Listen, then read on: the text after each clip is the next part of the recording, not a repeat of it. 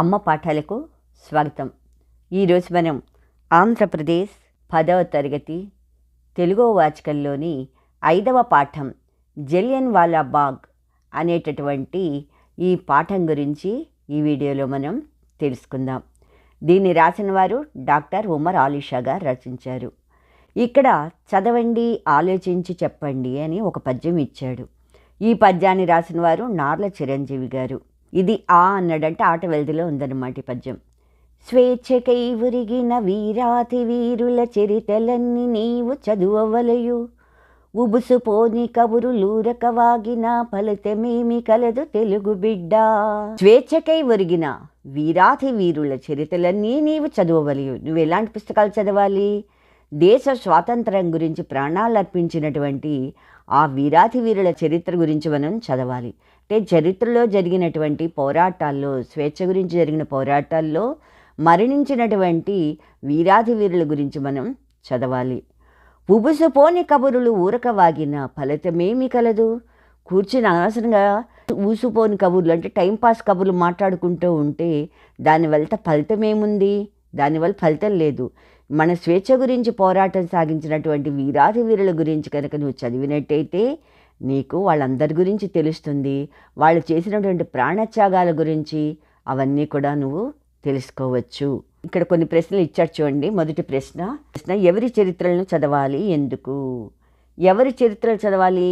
మన భారతమాత స్వేచ్ఛ గురించి పోరాడి వీరమరణం చెందినటువంటి వారి యొక్క చరిత్రల్ని మనం చదవాలి.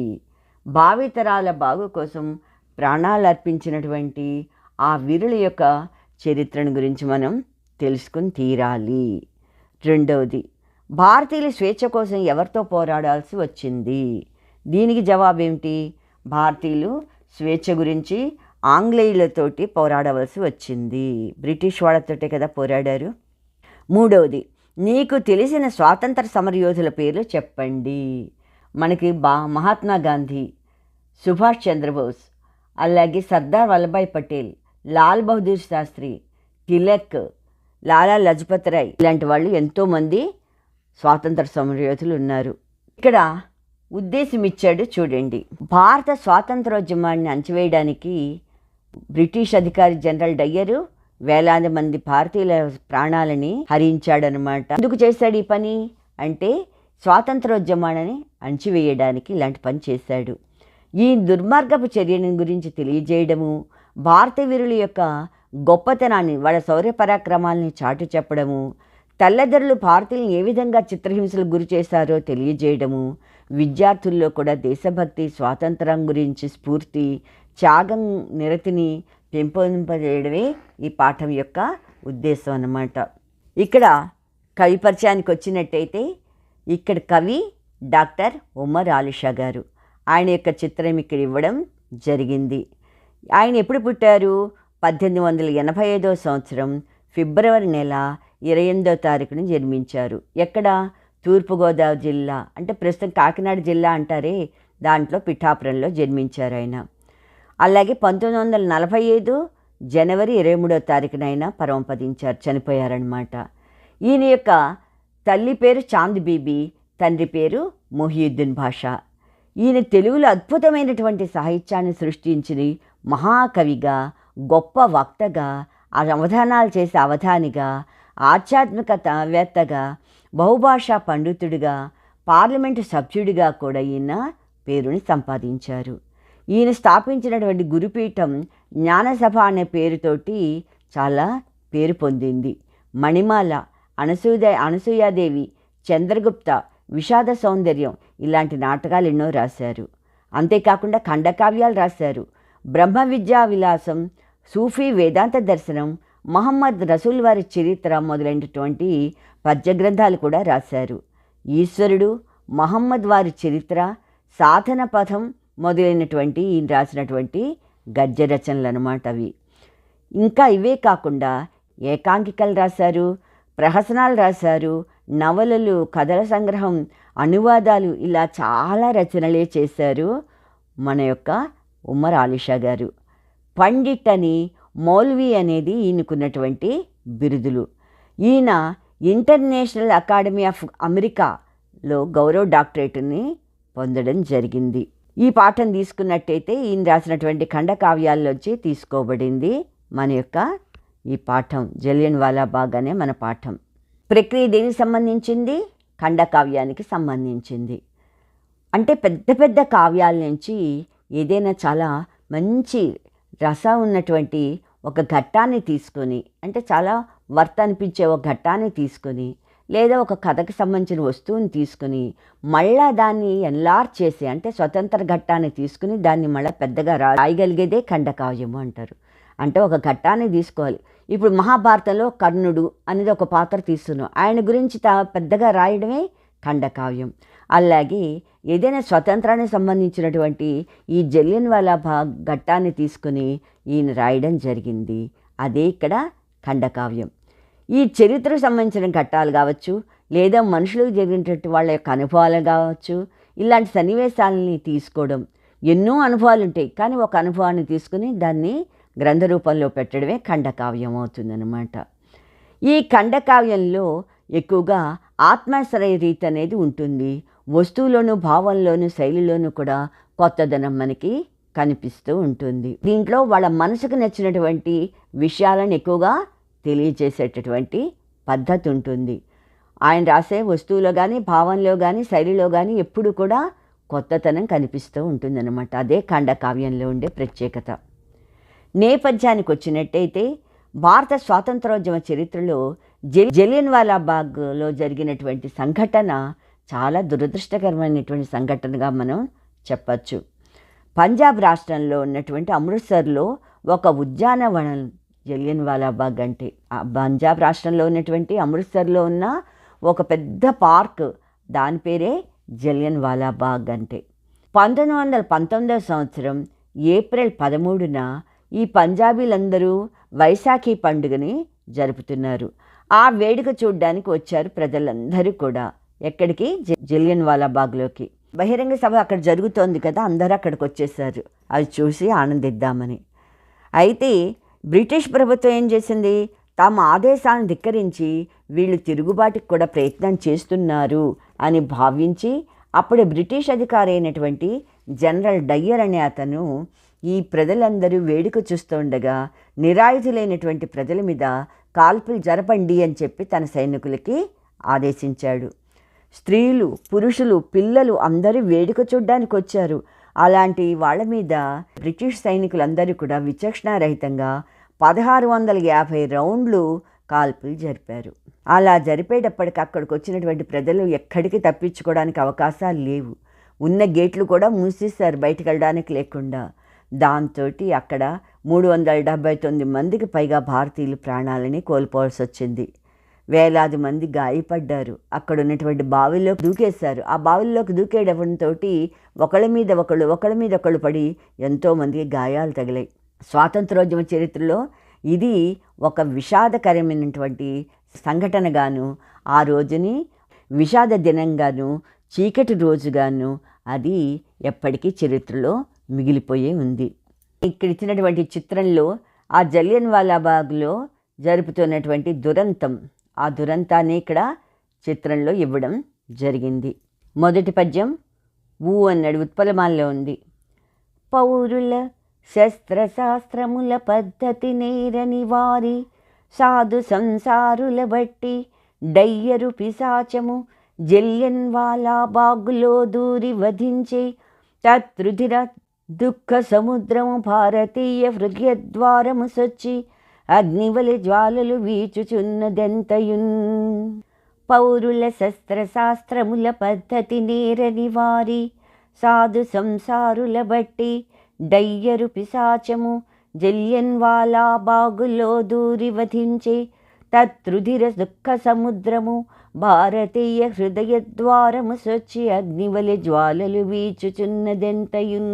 శస్త్రశాస్త్రములు, శస్త్రములు శాస్త్రములు అంటే, శస్త్రములు అంటే ఆయుధాలు, శాస్త్రములు అంటే ఆయుధాలని ఉపయోగించే పద్ధతిని తెలియజేసేటటువంటి గ్రంథాలు. పద్ధతి నేరని, శస్త్రముల పద్ధతి అంటే ఎలా ఉపయోగించాలో, ఆయుధాలను ఎలా ఉపయోగించాలో కూడా తెలియదు.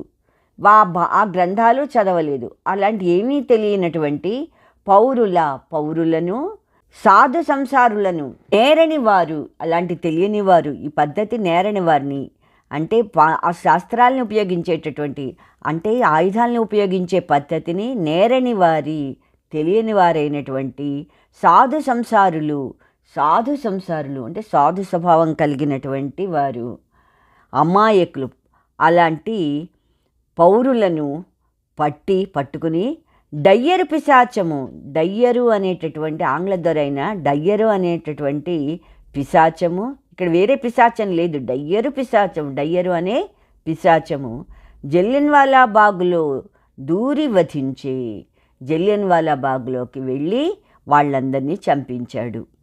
తత్రుధిర సుఖ సముద్రము, తత్రుధిర వారి యొక్క రక్తం, దుఃఖ సముద్రము, వారి యొక్క రక్తంతో కూడినటువంటి ఆ బాధతో కలిగినటువంటి ఆ దుఃఖమనే సముద్రము భారతీయ హృదయ ద్వారము సొచ్చి, భారతీయుల యొక్క హృదయ ద్వారము సొచ్చి, భారతీయుల యొక్క హృదయ ద్వారాల్లోకి వచ్చింది, అంటే మనసుల్లోకి వచ్చింది. వాళ్ళు పడినటువంటి ఆ యొక్క బాధ, వాళ్ళు కార్చినటువంటి ఆ రక్తము, అదంతా కూడా, ఆ బాధ అంతా కూడా భారతీయుల యొక్క హృదయ ద్వారము సొచ్చి హృదయానికి తాకి అగ్నివలే జ్వాలలు వీచుచున్నదంతయున్, వాళ్ళ మనసులో అగ్నివలే అంటే అగ్నిలాగా జ్వాలలు, మంటలు వీచుచున్నదంతయున్, ఎంతగానో ఆ మంటల్ని వీచుచున్నది అంటే ఇక్కడ రేపుతోంది. శస్త్రములు, ఆయుధాలు, శాస్త్రములు అంటే ఆయుధాలను ఉపయోగించేటటువంటి పద్ధతికి సంబంధించినటువంటి గ్రంథాలు, శస్త్ర పద్ధతి అంటే ఆయుధాలను ప్రయోగించే పద్ధతి, నేరని వారి, తెలియనటువంటి వారు, పౌరులు, సాధు సంసారులు, వాళ్ళందరూ ఎలాంటి పౌరులు వాళ్ళు, ఎలాంటి మనుషులు వాళ్ళు, సాధు సంసారులు, అమాయకు ప్రజలు వాళ్ళు. అలాంటి వారిని పట్టుకుని డయ్యరు పిశాచము, డయ్యరు ఆంగ్ల అధికారి అయినటువంటి డయ్యరు అనే పిశాచము జలియన్వాలా బాగ్లో దూరి వధించే, జలియన్వాలా బాగ్లోకి వెళ్ళి వధించే, అంటే సైనికుల్ని అక్కడికి పంపించి వాళ్ళందరినీ కూడా సంహరించాడు. తత్రుధిర దుఃఖ సముద్రము, వారి యొక్క రక్తంతో పొంగినటువంటి ఆ దుఃఖ సముద్రము భారతీయ హృదయ ద్వారము సొచ్చి, భారతీయుల యొక్క హృదయానికి, మనసు లోపలికి ప్రవేశించి, అంటే ఆ బాధ వాళ్ళకి తెలిసి వాళ్ళ యొక్క మనసు ఎలా ఉంది, అగ్నివలే జ్వాలలు వీచుచున్నది. అగ్నివలే అంటే అగ్నిలాగా, జ్వాలలు, మంటలు ఎంతగానో వీచుచున్నది, ఎంతగానో రేపుతోంది. అంటే వాళ్ళ హృదయాల్లో, వాళ్ళ మనసుల్లో ఈ సంఘటన ఎంతగానో బాధించింది అని అర్థం. దీని భావం ఏమిటి? ఆయుధాలను ఉపయోగించడం తెలియదు వాళ్ళు, అలాంటి అమాయకపు ప్రజలు వాళ్ళు. అలాంటి వాళ్ళందరూ కూడా జలియన్వాలా బాగ్లో వేడుకను జరుపుకుంటున్నటువంటి సమయంలో ఆంగ్ల అధికారి అయినటువంటి డయ్యరు ఇదే సమయంగా భావించాడు.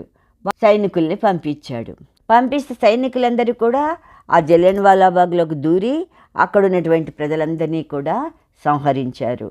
వాళ్ళ యొక్క రక్తంతో తడిసినటువంటి ఆ ప్రాంతం అంతా కూడా దుఃఖ సముద్రం, అదంతా పొంగి దుఃఖ సముద్రంలా తయారయ్యి భారతీయుల యొక్క హృదయాన్ని మంటలుగా తాకింది. ఎలాగా తాకింది అది? అగ్నిజ్వాలల్లాగా, అంటే హృదయాల్లోకి అవన్నీ కూడా అగ్నిలాగా మంటలు రేపుతూ ఎంతగానో బాధించింది. అంటే ఆ రక్తంతో ఉప్పొంగినటువంటి దుఃఖ సముద్రం భారతీయుల హృదయ ద్వారాల్లోకి ప్రవేశించింది, అగ్నిలా మంటల్ని రేపుతోందన్నమాట. ఇక్కడ చిత్రంలో కూర్చుని ఉన్నారు, ఏవో మాటలు చెప్పుకుంటూ వేడుక జరుపుకుంటున్నారు అక్కడ.